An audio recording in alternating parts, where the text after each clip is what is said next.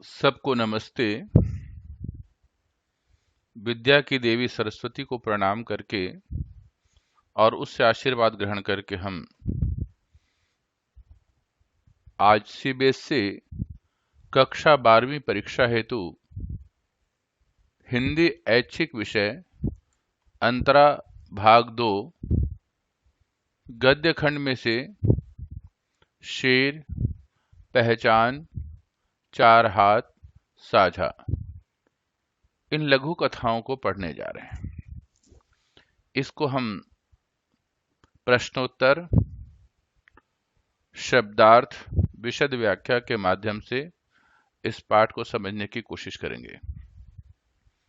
इस पाठ को स्वर दिया है डॉक्टर गजानंद आर्य ने। लेखक परिचय। लेखक का नाम है असगर वजाहत। 1946 में फतेहपुर उत्तर प्रदेश में उनका जन्म हुआ। उन्होंने विश्वविद्यालय स्तर तक की पूर्ण शिक्षा ली और वो एक शिक्षक रहे, प्राध्यापक रहे दिल्ली में जामिया मिलिया विश्वविद्यालय में। रचना और कृति। दिल्ली पहुंचना है, मैं हिंदू हूं, फिरंगी लौट आए, रात में जागने वाले, पहर दोपहर तथा सात आसमान, ये उनकी रचनाएं हैं। उन्होंने कहानी, उपन्यास, नाटक, लघु कथा इन सब पर लेखन लिखा है। भाषा शैली उनकी व्यंग्यात्मक है। वो जो भी कहना चाहते हैं उसको व्यंग से कहना चाहते हैं। मुहावरेदार, तद्भव शब्द और उनके शब्दों में सहजता और सादगी नजर आएगी। अब हम विस्तृत तौर से उनके जीवन चरित्र को अध्ययन करने जा रहे हैं, जो कि एनसीईआरटी की पुस्तक अंतरा भाग 2 में प्रकाशित है। आप यहां देख रहे हैं असगर वजाहत का उनका स्वयं का चित्र। असगर वजाहत जन्म 1946 में हुआ। असगर वजाहत का जन्म फतेहपुर उत्तर प्रदेश में हुआ। उनकी प्रारंभिक शिक्षा फतेहपुर में हुई तथा विश्वविद्यालय स्तर की पढ़ाई उन्होंने अलीगढ़ मुस्लिम विश्वविद्यालय से की। प्रारंभिक शिक्षा का मतलब है शुरुआत की विद्यालय की शिक्षा। सन 1955-56 से ही असगर वजाहत ने लेखन कार्य प्रारंभ कर दिया था। प्रारंभ में उन्होंने विभिन्न पत्र पत्रिकाओं में लेखन कार्य किया। बाद में वे दिल्ली के जामिया मिलिया विश्वविद्यालय में अध्यापन का कार्य करते थे। यह विश्वविद्यालय है जिसे अंग्रेजी में यूनिवर्सिटी कहते हैं। वजाहत ने कहानी, उपन्यास, नाटक ये लेखन के तरीके हैं, लेखन विधिया है। अलग अलग तरीके से लेख लिखे जाते हैं। उनमें से कहानी एक तरीका है, उपन्यास अलग तरीका है, नाटक अलग तरीका है, लघु कथा, छोटी कथा। साथ ही उन्होंने फिल्मों और धारावाहिक के लिए भी पटकथा लेखन का काम भी किया है।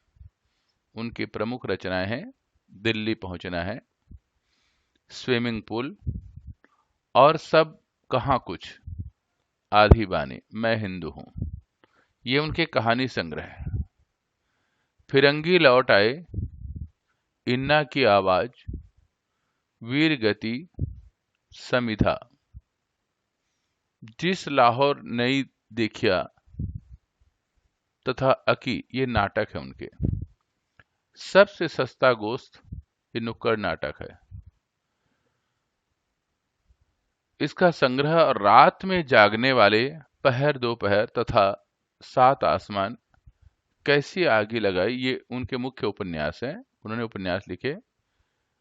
असगर वजाहत की भाषा में गांभीर्य, सबल, भावाभिव्यक्ति एवं व्यंग्यात्मकता है। ये भाषा के अंदर जब लेखक लिखता है तो वो अपने मन की भावनाओं को शब्दों के माध्यम से पिरो देता है। तो भाव में गांभीर्य नजर आएगा, जो बात कहना चाहते हैं वो गहराई की बात होती है। सबल भावाभिव्यक्ति, वो जो कहना चाहते हैं, अपने मन की भावनाओं को अभिव्यक्त करना चाहते हैं, लिखना चाहते हैं, वो बड़ी ताकतवर है। मतलब उसमें दम होता है कि हाँ, वो जो कह रहे हैं वो बिल्कुल सच्ची बात कह रहे हैं और वो समाज या राष्ट्र हित में है। एवं व्यंग्यात्मकता, व्यंग्यात्मकता का मतलब होता है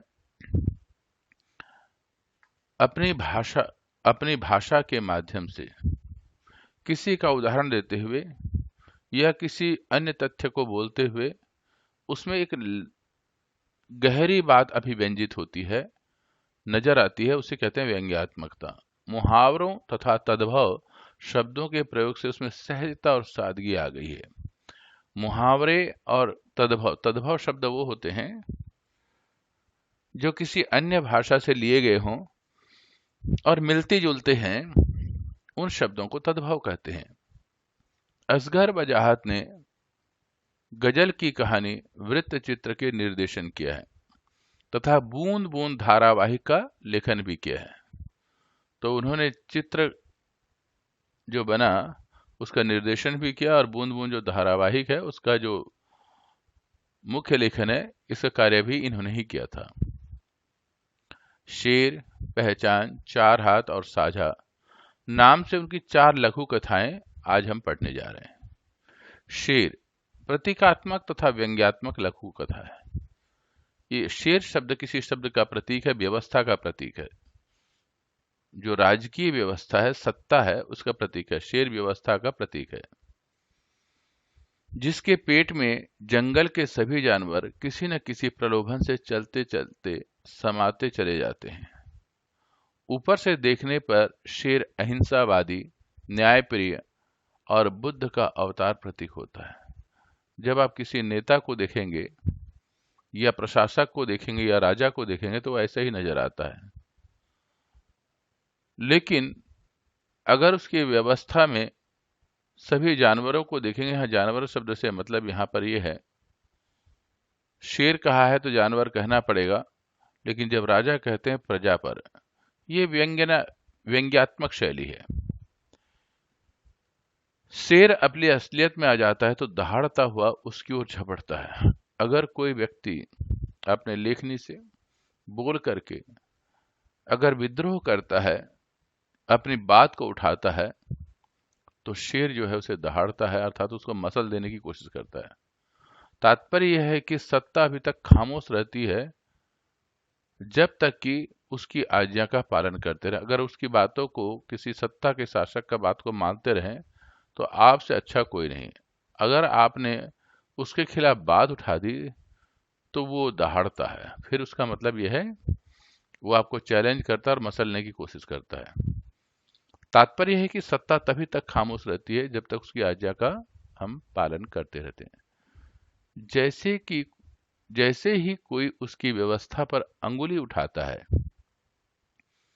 या उसकी आज्ञा पालन करने के लिए इनकार करता है तो वह खूंखार हो उठती है और विरोध में उठे स्वर को कुचलने का प्रयास करती है। ये सत्ता की प्रमुखता होती है, जिसको लेखक ने व्यंग्यात्मक शैली से लिखा है। इस कहानी के माध्यम से लेखक ने सुविधा भोगियों, छद्म क्रांतिकारियों, अहिंसावादियों तथा सह अस्तित्ववादियों के ढोंग पर भी प्रहार किया है। ऐसे लोगों को जो दिखाते कुछ और हैं, करना कुछ और चाहते हैं, लेखक ने उनको इस उदाहरणों में व्यंग्यात्मक शैली से वर्णन किया है। पहचान में राजा को बहरी, गूंगी या अंधी प्रजा पसंद आती है, जो बिना कुछ बोले, बिना कुछ सुने और बिना कुछ देखे उसकी आज्ञा का पालन करती रहे। कहानीकार ने इसी यथार्थ की पहचान कराई है। तो आज जो चमचे होते हैं और जो या पिछलग्गू होते हैं, जो अपनी स्वार्थ साधना करते हैं, ये उसी के बारे में चर्चा की है। भूमंडलीकरण और उदारीकरण के दौर में इन्हें प्रगति और उत्पादन से जोड़कर संगत और जरूरी भी उठाया है। लेखक ने यह माना है हमें तरक्की के पथ पर चलने के लिए भूमंडलीकरण और उदारीकरण इस परंपरा को भी स्वीकार करना पड़ेगा। इस छद्म प्रगति और विकास के बहाने राजा उत्पादन के सभी साधनों पर अपनी पकड़ मजबूत करता जाता है। उन लोगों के जीवन को स्वर्ग जैसे बनाने का झांसा देकर अपना जीवन स्वर्गमय बनाता है। ये प्रशासक का काम है। दूसरों को या अर्थात गरीब जनता को झांसा देते रहना, उनसे वोट लेना और जब जीत जाता है तो अपना उस आनंद का उपभोग करना। यह जनता को एकजुट होने से रोकता है। अगर जनता इकट्ठी हो गई तो उसके खिलाफ विद्रोह कर सकता है और उन्हें भुलावे में रखता है। यही उसकी सफलता का राज है। 4 हाथ।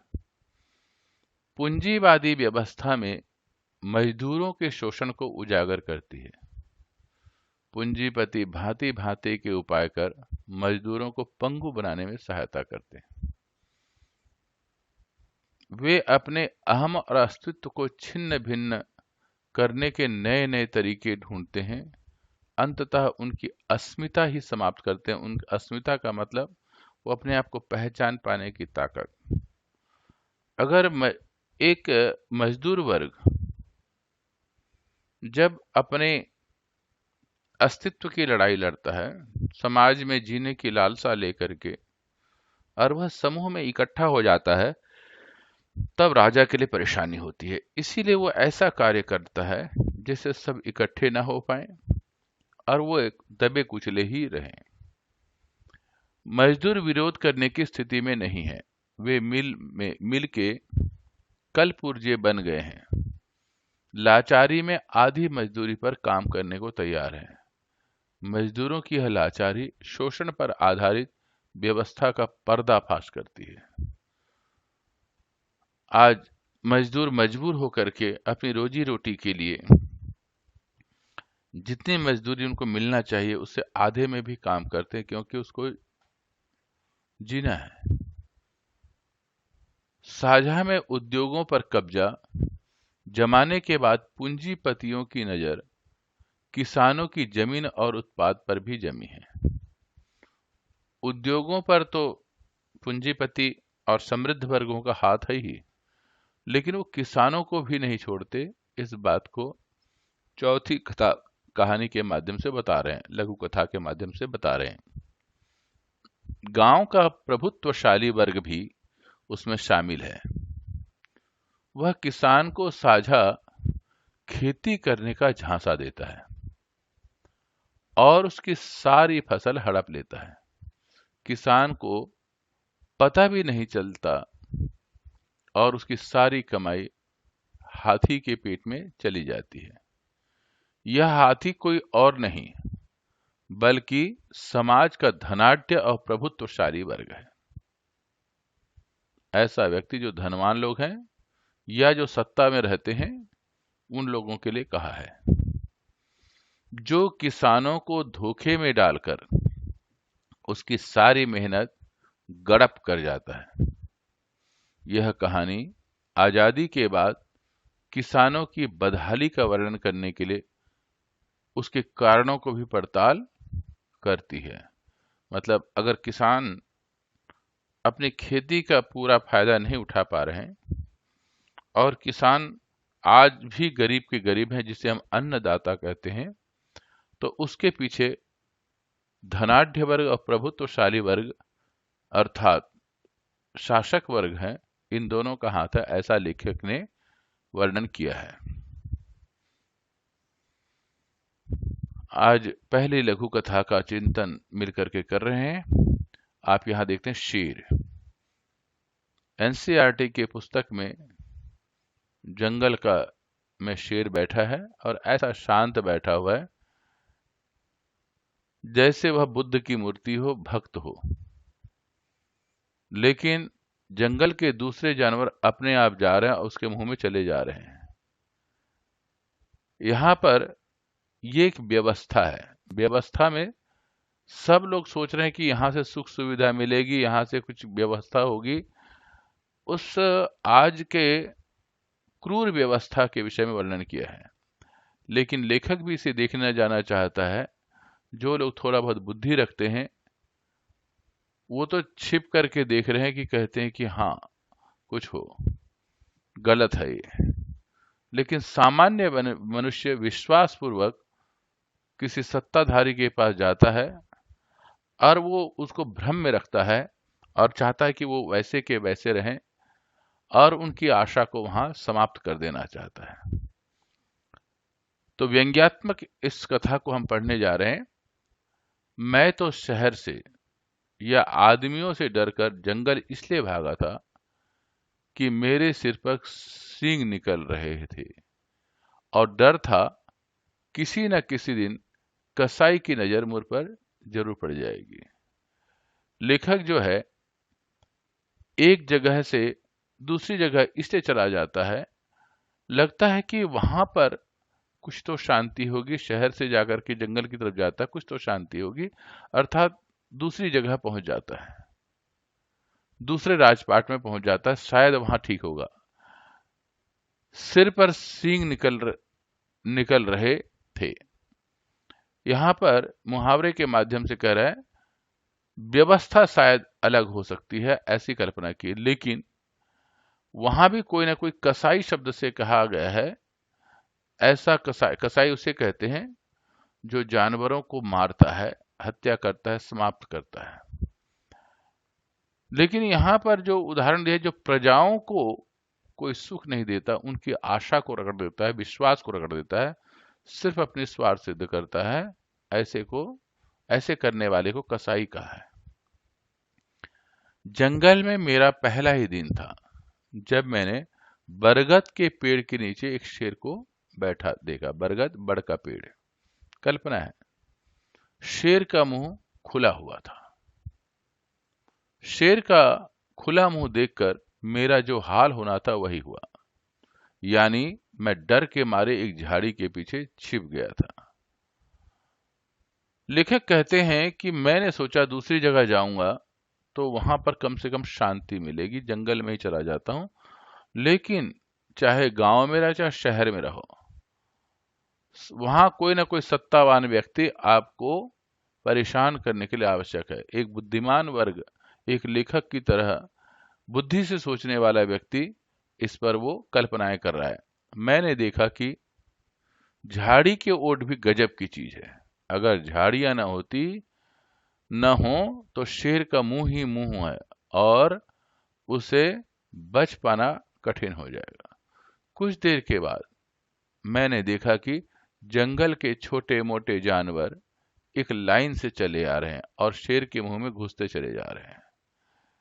अर्थात कुछ लोग प्रजा नेता के पास, सत्ता के पास जो बैठे हुए व्यक्ति हैं, उच्च अधिकारी हैं, उनके पास किसी लोभ से, लालच से आते हैं कि चलो नौकरी नहीं है, कार्यालय में आकर के हम अपना नाम रजिस्ट्रेशन करा दें, शायद हमारी भूख मिट जाएगी और घर का गुजारा चलेगा। ऐसा समझ करके लोगों की लाइन देखने को मिलती है। शेर बिना हिले डुले, बिना चबाए जानवरों को गटकता जाता, सबका नाम रजिस्ट्री करता जाता है। यह दृश्य देखकर मैं बेहोश होते होते बचा। एक दिन मैंने एक गधा देखा जो लंगड़ाता हुआ शेर के मुंह की तरफ चला जा रहा था। एक ऐसे व्यक्ति की कल्पना की जो विवेक से काम नहीं करता, बुद्धि से काम नहीं करता, लेकिन उसको एक आशा है कि शायद सत्ता मुझे कुछ सहायता कर देगी।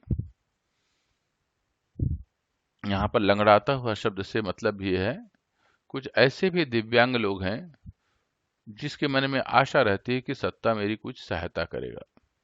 मुझे उस बेवकूफी पर सख्त गुस्सा आया। मैं उसे समझाने के लिए झाड़ी से निकलकर उसके सामने आया।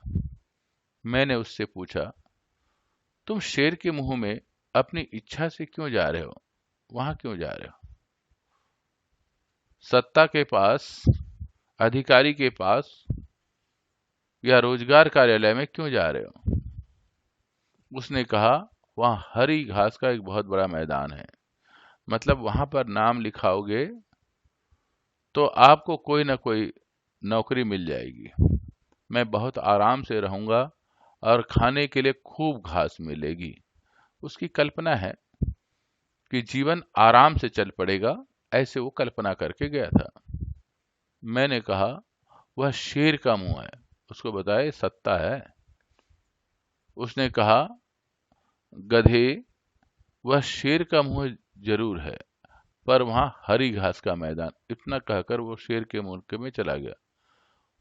जिस व्यक्ति को वो लेखक समझाने की कोशिश कर रहा है, वो उसे कुछ नहीं सोचता। वो सोचता है जो समझाने वाला है वही बेवकूफ है।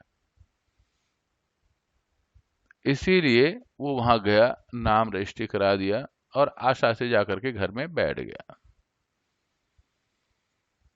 फिर मुझे एक लोमड़ी मिली। मैंने उससे पूछा, तुम शेर के मुंह में क्यों जा रही हो? उसने कहा, शेर के मुंह के अंदर रोजगार का दफ्तर है, मैं वहां दरख्वास्त लिखूंगी। दरख्वास्त उर्दू का शब्द है, दफ्तर उर्दू का शब्द है, रोजगार उर्दू का शब्द है।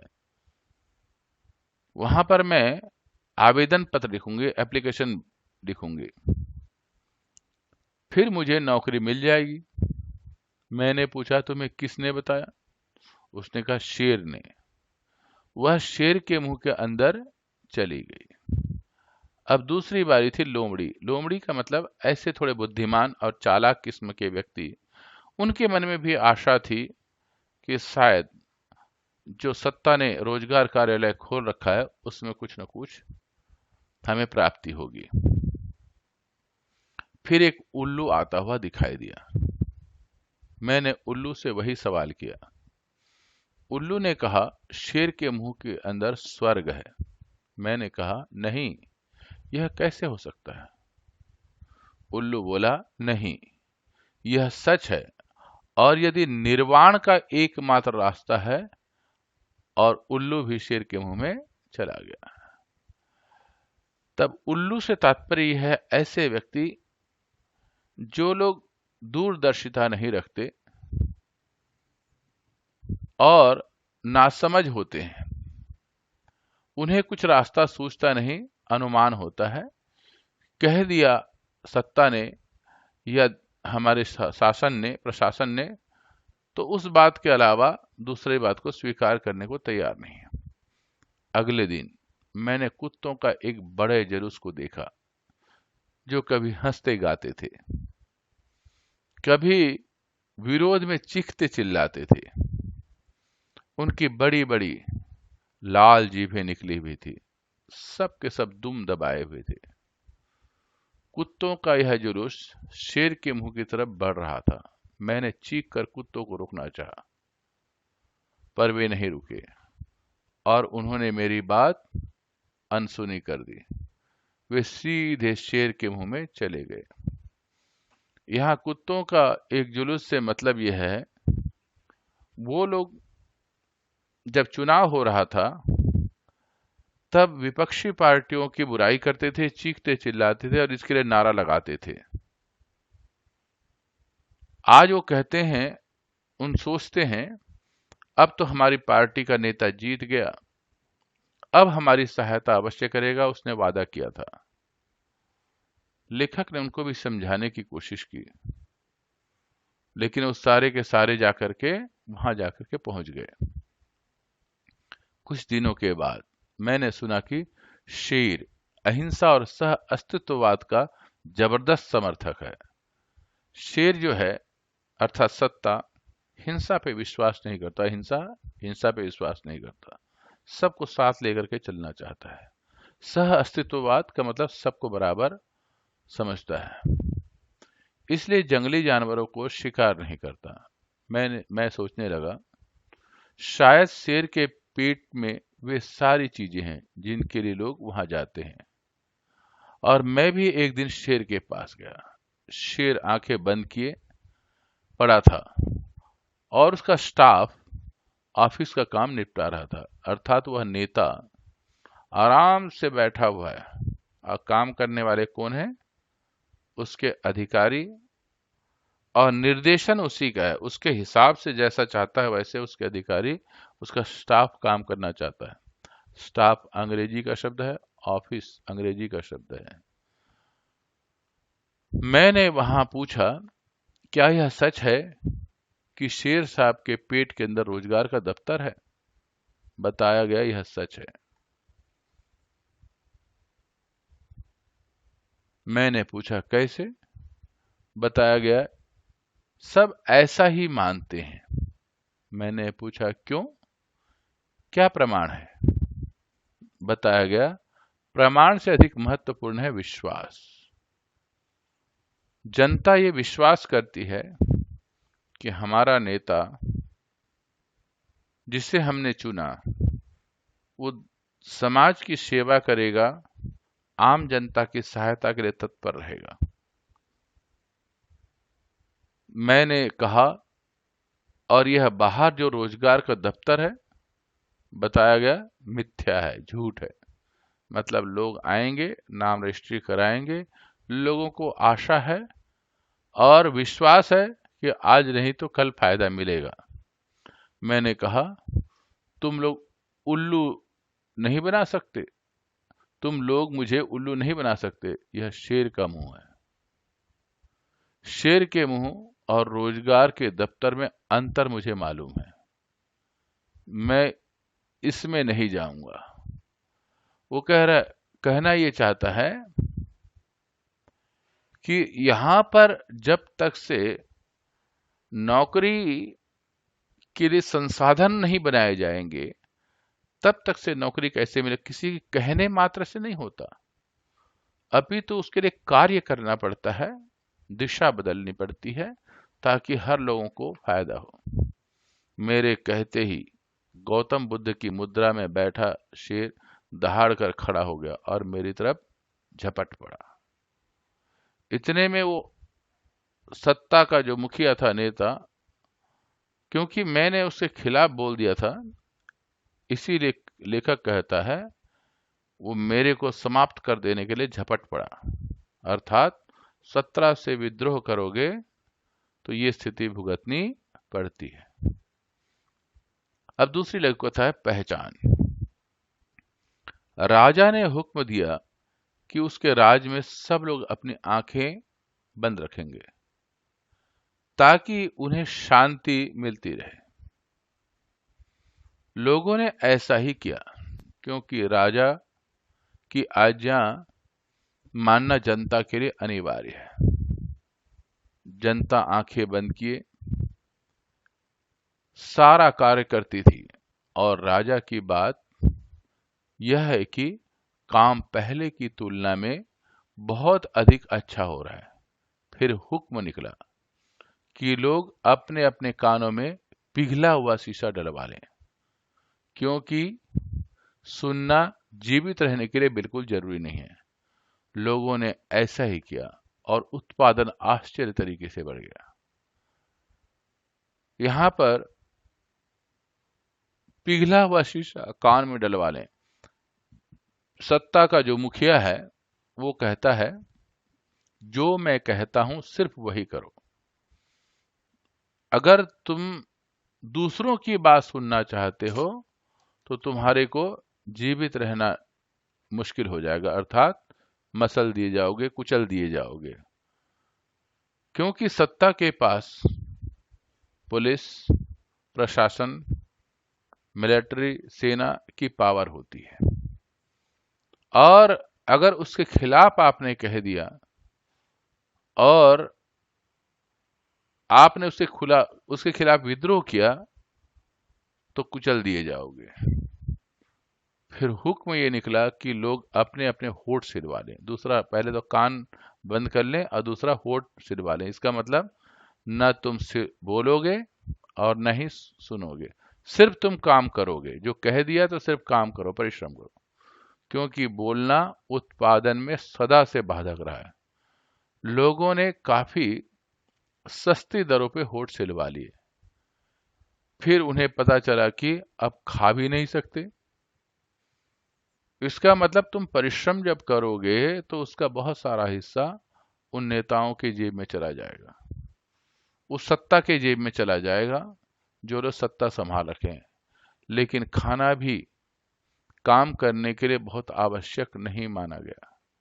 फिर उन्हें कई तरह की चीजें कटवाने और जुड़वाने का हुक्म मिलते रहे और वे वैसा ही करवाते रहे। राजा प्रतिदिन प्रगति करता रहा और राजा जो है, सत्तावान व्यक्ति जो है, संपन्न व्यक्ति, सिर्फ आदेश देता है और वो काम करोगे और उसके खिलाफ आवाज नहीं उठाओगे तो वो तो तरक्की करेगा ही करेगा। तो वो तरक्की करता रहा।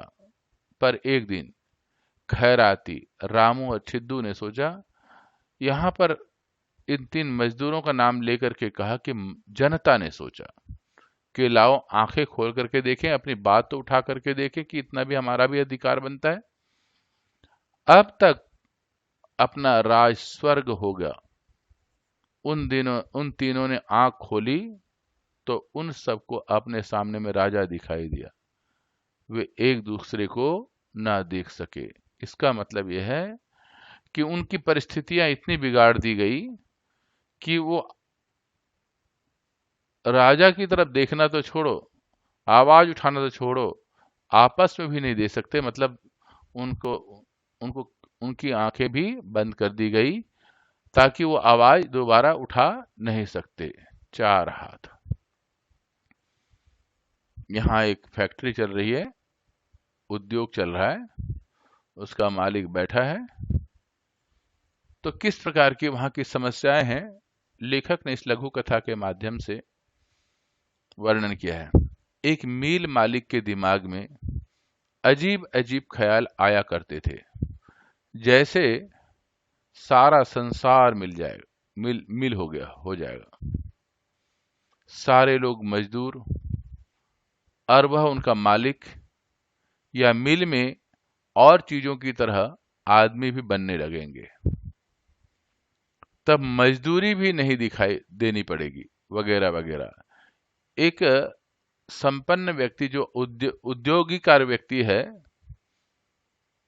ऐसा व्यक्ति जो उद्योग धंधा चलाता है, संपन्न व्यक्ति, उसके विषय में वर्णन किया है। एक व्यापारी के विषय में उसके मन में यह आता है कि जितनी भी कमाई है सिर्फ मेरे पास होना चाहिए। अनेक सारी चिंता उसके मन में आती हैं, तो उसके लिए वो क्या क्या उपाय करना चाहता है। देखो, एक दिन उसके दिमाग में ख्याल आया कि अगर मजदूरों के 4 हाथ हो तो काम कितनी तेजी से हो और मुनाफा ज्यादा हो। लेकिन यह काम करेगा कौन? उसने सोचा, वैज्ञानिक करेंगे। यह है किस मर्ज की दवा। उसने काम करने के लिए बड़े वैज्ञानिकों को मोटी तनख्वाह पर नौकर रखा और वे नौकर हो गए। मतलब जो एक पढ़े लिखे तबका था, उन व्यक्तियों को अपना नौकर रखा और उनसे ये कहा गया, ऐसा रास्ता निकालो कि मजदूरों को ज्यादा पैसा भी देना ना पड़े और काम जो है दिन दुनी रात चौगुनी बढ़े और मुनाफा अधिक से अधिक कमाया जाए। उसने यह काम करने के लिए बड़े वैज्ञानिकों को मोटी तनख्वाह पे रखा, वे नौकर हो गए। कई साल तक शोध और प्रयोग करने के बाद वैज्ञानिकों ने कहा, ऐसा असंभव है कि आदमी के 4 हाथ हो जाएं, ये ठीक नहीं है। पर उन लोगों ने कहा, यह अनुचित है। मिल मालिक वैज्ञानिकों से नाराज हो गया, उसने उन्हें नौकरी से निकाल दिया। तो वह उद्योगपति व्यक्ति, उसके अपना हाथ है, अपना कार्य है, वही तनख्वाह देता है। तो काम क्या है कि जब उन्होंने उसका साथ नहीं दिया, उद्योगपति का साथ नहीं दिया, जो पढ़े लिखे तबके ने, तो उनको नौकरी से निकाल दिया। अपने आप इस काम के पूरा करने में जुट गया। तो क्या किया? कटे हुए हाथ मंगाए और अपने मजदूरों को फिट करवाना चाहे, पर ऐसा नहीं हो सका। उसने मजदूरों को लकड़ी के हाथ लगवाने चाहे, पर उनसे काम नहीं हो सका। फिर उसने लोहे के हाथ फिट करवा दिए, पर मजदूर मर गए। इसका मतलब यह है कटे हुए हाथ अर्थात ऐसे मजदूर जो थके हुए थे उनको ओवर टाइम कराया, लेकिन उनके शरीर की जो थकावट थी उससे उत्पादन में कमी आई। फिर लकड़ी के हाथ मंगवाए, कुछ सपोर्टर और मंगाए, लेकिन नहीं। यहां पर भाव यह है, लेखक जो है व्यंग्यात्मक शैली से वर्णन करना चाहते हैं कि वह अलग अलग तरीका अपना रहा है। आखिर में लोहे के हाथ फिट करवा दिए। लोहे के हाथ फिट करवाने का मतलब आजकल मशीनों से काम होना शुरू कर दिया। आज रोबोट बहुत सारे मजदूर का काम अकेला कर लेता है। तो मजदूर तो मर गए, तो मजदूरी काफी सारी चली गई। आखिर एक दिन उन्हें समझ में आया कि उसने आधी मजदूरी कर दी, फिर दुगुने मजदूर नौकर रख लिए। फिर उसने क्या किया, उनको मजदूरी आधा देना, तनख्वाह कम देना शुरू कर दिया, क्योंकि बहुत सारा अधिक काम तो मशीनों से हो जाता है, और मजदूर भी दोगुने कर नौकर रख लिए। तो इस तरीके से उनको व्यंग किया है कि मजदूर जो है हमेशा पिसता रहा है और उद्योगपति हमेशा तरक्की के पथ पर अग्रसर हो रहा है। यह भारतवर्ष की समस्या है, यह वर्णन किया। साझा तीसरी कथा। हालांकि उसे खेती की हर बारीकी के बारे में मालूम था। एक किसान के बारे में कह रहा है, किसान हर खेती की बारीकी के बारे में जानता है, लेकिन फिर भी डरा दिए जाने के कारण वह अकेला खेती के करने का साहस न जुटा पाता था। इससे पहले वह शेर, चीते और मगरमच्छ के साथ साझे की खेती कर चुका था। शेर, चीता, मगरमच्छ, यहाँ पर उन ठगों के बारे में वर्णन किया है जो व्यवस्था, चीते जो चालाक लोग थे, मगरमच्छ जो चुप के पड़े रहते हैं, जब तुम्हारा काम हो जाता है तो तुम्हारा सारा धन हड़प जाते हैं। अब उसने हाथी से हाथ अब उससे हाथी ने कहा, हाथी से मतलब संपन्न व्यक्ति या उद्योगपति।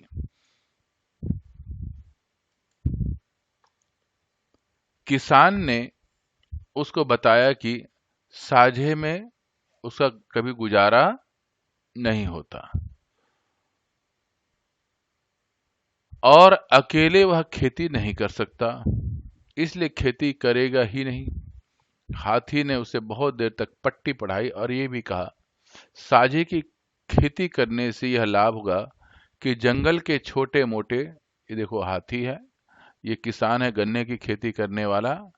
हाथी से मतलब यहाँ पर एक प्रतीकात्मक व्यंग है। ये उद्योगपति है, जो मिल मालिक है, जो गुड़ बनाने का या शक्कर बनाने का मालिक उद्योगपति है, उसके विषय वर्णन करते हैं, क्योंकि खरीदार वही है। जानवर खेतों को नुकसान नहीं पहुंचा सकेंगे और खेती की अच्छी रखवाली हो जाएगी। किसान किसी न किसी तरह तैयार हो गया और उसने हाथी से मिलकर गन्ना बोया। हाथी पूरे जंगल में घूम कर डुग्गी पीट गया। डुग्गी पीटने का मतलब प्रचार करना। गन्ने में उसका साझा है, इसलिए कोई जानवर खेत को नुकसान न पहुंचाए, नहीं तो अच्छा नहीं होगा। क्योंकि मिल मालिक जब ये कहेगा, जो हमारे साथ मिल करके काम करेगा, खेती करेगा, उधार ले लो और तुम काम करो और बाद में वो गन्ना हमें ही दो। या किसी भी अन्य खेती में भी ऐसा ही होता है, तथा सरकार भी ऐसे ही करती है। किसान को उधार में सब सामान दे देती है, अगर फसल खत्म हो गया या अच्छा हो गया तो उसको औने पौने दाम में खरीद लेती है। इस बार लेखक ने व्यंग किया है। किसान फसल की सेवा करता रहा। समय पर जब गन्ने तैयार हो गए और वह हाथी को खेत पर बुला लाया। किसान चाहता था कि फसल आधी आधी बांट ली जाए। जब उसने हाथी से यह बात कही तो हाथी काफी बिगड़ा। हाथी ने कहा, अपने और पराये की बात मत करो, यह छोटी बात है, हम दोनों मिलकर के मेहनत की थी, हम दोनों उसके स्वामी, आओ मिलकर गन्ने खाएं। किसान के कुछ कहने से पहले ही हाथी ने बढ़कर अपनी सूंड से एक गन्ना तोड़ लिया और आदमी से कहा, आओ खाएं। गन्ने का एक छोर हाथी के सूंड में था और दूसरा छोर आदमी के मुंह में। गन्ने के साथ साथ आदमी हाथी के मुंह की तरफ खींचने लगा तो उसने गन्ना छोड़ दिया। हाथी ने कहा, देखो हमने एक गन्ना खा लिया। इस तरह हाथी और आदमी के बीच साझे की खेती बढ़ गई। यहाँ पर लेखक उस बात पर व्यंग कर रहा है, गन्ने करने वाले किसान खेती करते हैं, खेती के पश्चात मिल मालिक से कहते हैं कि गन्ना तैयार है, इसको ले लो और हमारे को हमारा हिस्सा दे दो। बहुत चालाकी से मिल मालिक उनसे खरीद लेता है, लेकिन तत्काल रुपए नहीं देता और उसको किसी तरीके से दबा के रखता है। किसान गरीब का गरीब रह जाता है और मिल मालिक संपन्न होता चला जाता है। लेखक ने इस सरकारी व्यवस्था या संपन्न लोगों पूंजीपतियों की व्यवस्था और समाज के धनाढ्य वर्गों के पर इन शब्दों के, इस कहानी के माध्यम से, इन लघु कथाओं के माध्यम से वर्णन किया। अब प्रश्नोत्तर के विषय में हम चिंतन करने जा रहे हैं, इसके डिटेल और पूर्ण व्याख्या करेंगे। अगर आपको शब्दार्थ समझ में ना आए तो आप यहाँ से देख सकते हैं। सींग निकलना, डुग्गी पीटना, पट्टी पढ़ाना, निर्वाण, उल्लू बनाना, इन सब का आप यहाँ पर ये देख सकते हैं। अब हम प्रश्नोत्तर को, सारे प्रश्नों को एक एक करके अच्छी तरह चिंतन करते हैं। पाठ्य पुस्तक के प्रश्नोत्तर। सबसे पहला शेर जो लघु कथा है, इसके प्रश्नोत्तर के विषय में चिंतन करेंगे। अगर आपको यह पसंद आया तो सबसे पहले लाइक बटन दबाइए और उसके बाद सब्सक्राइब बटन अवश्य दबाएं। सब्सक्राइब बटन दबाने का यह फायदा होगा, आप और हम मिलकर के हिंदी साहित्य के प्रचार और प्रसार में हमेशा एकजुट रहेंगे और जो भी अगला वीडियो होगा वो आपको तुरंत प्राप्त होगा। साथ में हम सब मिलकर के इसको आगे बढ़ाएंगे, हिंदी साहित्य को आगे बढ़ाएंगे। इसके लिए आप कुछ अपने मित्र जो कि हिंदी विषय पर रुचि रखते हैं या उन छात्र जो कि 12वीं की परीक्षा दे रहे हैं, उन सभी मित्रों को इसे भेजें और इसे पढ़ने के लिए प्रेरणा दें। सुन करके, पढ़ करके, समझ करके इस विषय पर अच्छी तरह जान सकते हैं। अगर फिर भी कोई समस्या हो तो यहाँ पर डिस्क्रिप्शन बटन है, उसमें दबाएं। अन्य पाठों का लिंक भी मिलेगा, मेरा ईमेल आईडी भी मिलेगा, आप उसको लिख सकते हैं। प्रश्न 1, लोमड़ी स्वेच्छा से शेर के मुंह में क्यों चली जा रही थी? उत्तर, लोमड़ी बेरोजगार थी। उसे पता चला था कि शेर के मुंह में रोजगार कार्यालय है जहां उसे नौकरी मिल सकती थी, अतः वहां नौकरी की अर्जी जमा कराने के लिए स्वेच्छा से शेर के मुंह में चली जा रही थी। प्रश्न 2, कहानी में लेखक ने शेर को किस बात का प्रतीक बताया है? कहानी में लेखक ने शेर को सत्ता का प्रतीक बताया है। यह सत्ता आम जनता को धोखा देकर तथा विभिन्न प्रकार के लालच देकर अपनी उंगलियों में नचाने के प्रयास करती है। प्रश्न 3, शेर के मुंह और रोजगार दफ्तर के बीच क्या अंतर है? उत्तर, शेर के मुंह में गए जानवर कभी लौट कर नहीं आते हैं, वह मुंह में समाकर मर जाते हैं या उनका अस्तित्व नष्ट हो जाता है। रोजगार के दफ्तर में ऐसी स्थिति नहीं होती, वहां पर लोग नौकरी पाने की आशा में जाते हैं, फिर वे वहां से चक्कर लगाते हुए थक जाते हैं, लेकिन उन्हें नौकरी कभी नहीं मिलती, बस उनका अस्तित्व समाप्त नहीं होता। शेर के मुंह के समान रोजगार का दफ्तर लोगों को निगलता नहीं है, बस उनकी आशा को समाप्त कर देता है। प्रश्न 4, प्रमाण से अधिक महत्वपूर्ण है विश्वास। कहानी के आधार पर टिप्पणी कीजिए। उत्तर, यदि लोगों को किसी बात पर विश्वास है तो उसे प्रमाण को देखते नहीं है, बस विश्वास के सहारे ही खाई में गिरने को तैयार हो जाते हैं। शेर के मुंह के बाहर रोजगार का दफ्तर देखते हुए भी अनदेखा कर देते हैं। उन्हें बस इस बात का विश्वास है कि शेर के मुंह में जाकर ही उन्हें हर प्रकार का सुख प्राप्त होगा। अतः वे प्रमाण को भी अनदेखा करते हैं। इस प्रकार विश्वास की डोर पकड़कर एक साथ अनेक लोग खाई में गिर जाते हैं। यह बहुत ही खराब स्थिति होती है। नेताओं के द्वारा चुनाव जीतने से पहले आम जनता को विभिन्न प्रकार के प्रलोभन दिए जाते हैं।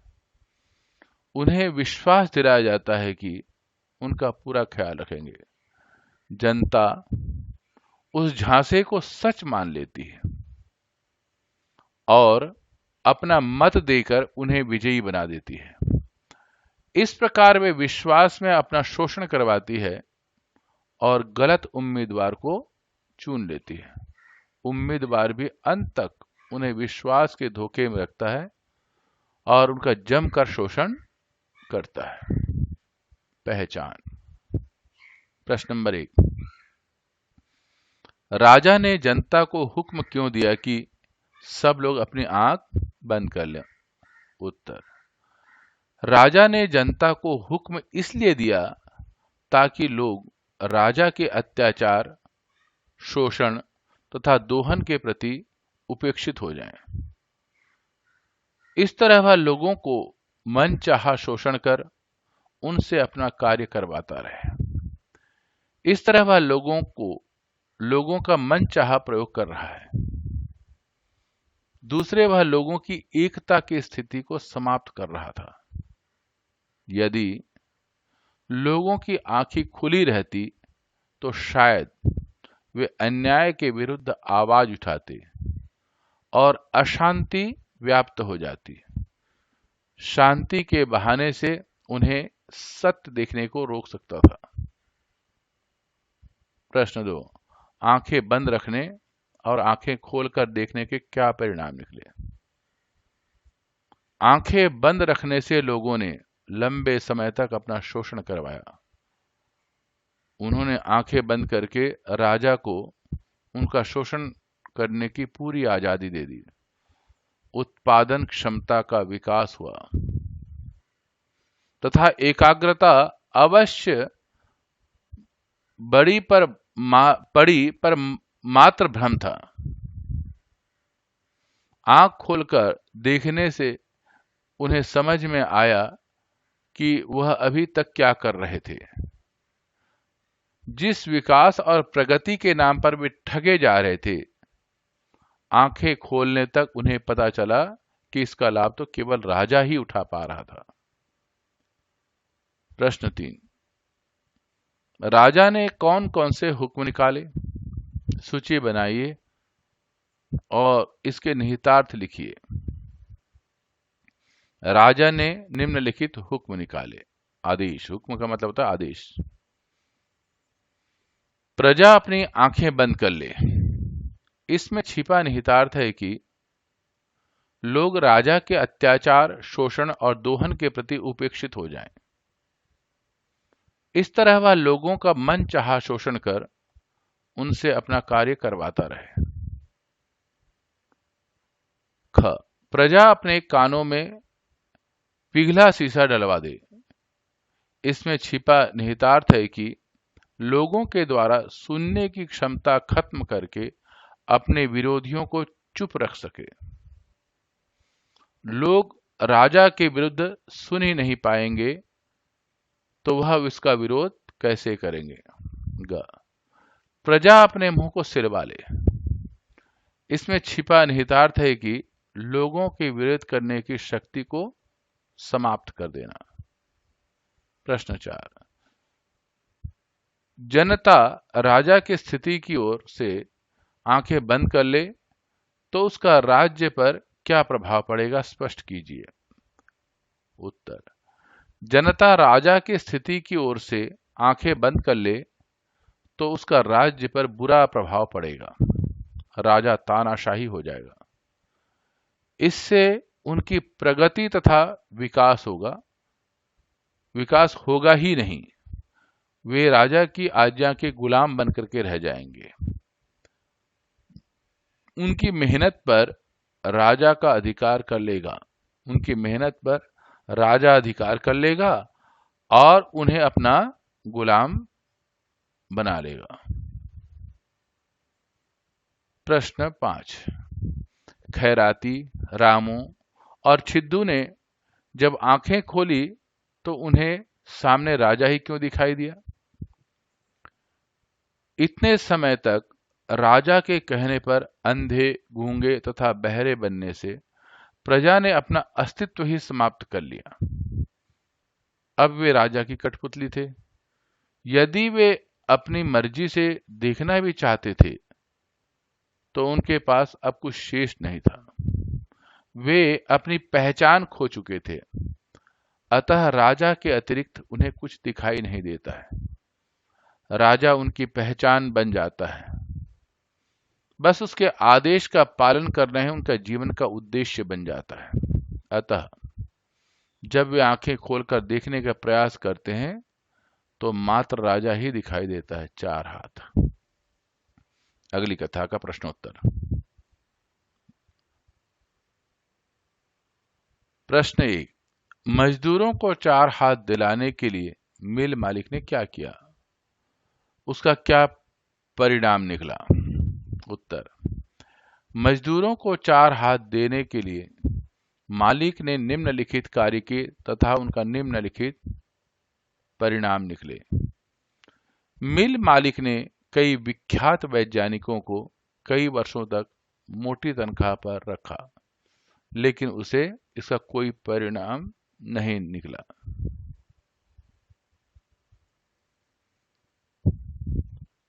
उसने मृत व्यक्तियों के हाथ मंगवाकर मजदूरों पर लगवाए, लेकिन वो भी व्यर्थ निकले।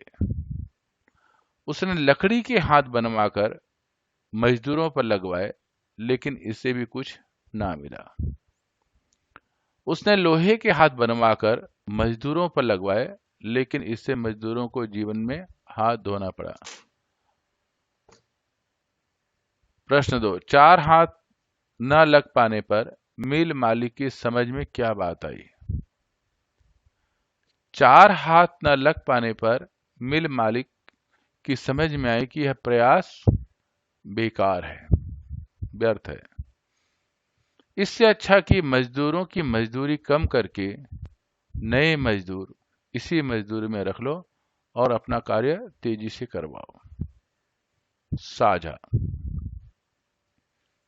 साझे की खेती के बारे में हाथी ने किसान को क्या बताया? उत्तर। साझे की खेती के बारे में हाथी ने किसान को बताया कि वह उसके खेतों की रक्षा करेगा, बाद में दोनों फसल को आधा आधा बांट लेंगे।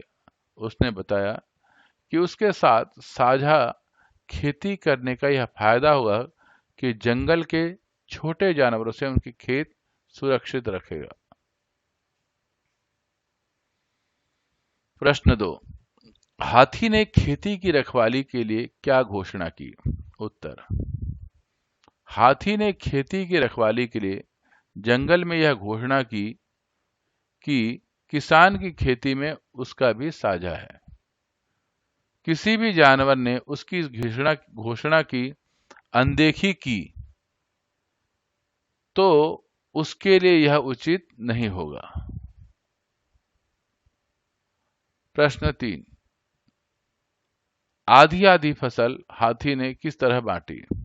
उत्तर। हाथी ने किसान को कहा कि हम मिलकर खाएंगे। साझे का अर्थ यह नहीं है कि वह फसल को आधा आधा बांट ले। साझे का अर्थ है कि दोनों एक गन्ने को मिलकर के खाएंगे। किसान ने विवश होकर हाथी के साथ गन्ना आरंभ किया खाना, तो वह खींचते हुए हाथी के मुंह की ओर जाने लगा। उसने आखिरकार गन्ना छोड़ दिया। हाथी ने किसान द्वारा गन्ना छोड़ते ही गन्ने को पूरा खा लिया। तो सभी साथियों को फिर नमस्ते। हम सब मिलकर के हिंदी साहित्य के प्रचार और प्रसार के लिए मिलकर कार्य करेंगे। साथ ही सीबीएसई की परीक्षा देने वाले सभी छात्रों को सहायता भी करेंगे। इसके लिए सब्सक्राइब बटन दबाएं और कुछ मित्रों को जो इसकी परीक्षा दे रहे हैं या इस बारे में समझना चाहते हैं हिंदी साहित्य को, उनको अवश्य भेजें। अगर आपको अन्य पाठों का लिंक चाहिए तो यहाँ पर एक छोटा सा एरो की है जिसको डिस्क्रिप्शन बटन कहते हैं, उसको क्लिक करोगे तो नीचे आपका सब आ जाएगा, अन्य पाठ के भी लिंक आ जाएंगे। इसी के साथ पुनः सबको नमस्ते। माँ सरस्वती की कृपा बनी रहे, सबको उसका आशीर्वाद मिले। सबको नमस्ते।